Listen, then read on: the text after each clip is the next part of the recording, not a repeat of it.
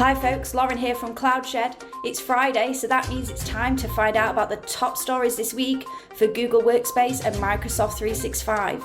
First up, Google Meet in Google Workspace now has transcripts, so you can transcribe your meetings, which makes it easier to catch up on the discussions after the meeting.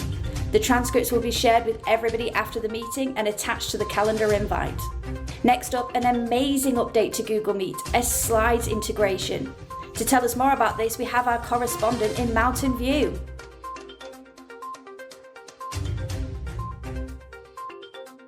Thanks, Lauren. Yes, an absolute game changer of an update to Google Meet this week. Presenters around the world have been complaining of a rise in stress levels when presenting because they're constantly switching between tabs in their browser to move the presentation along. However, now we have this slides integration in Meet, where we can control the slides right within the meeting.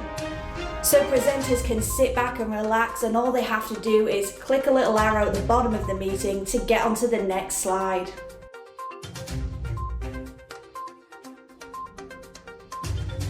Yes, and thank you for that information on the slides update in Google Meet.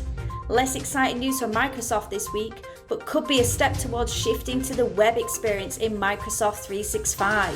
They have improved the ribbon in Outlook on the web and even added an option for us to switch back to the classic ribbon, giving us the look and feel of the desktop application.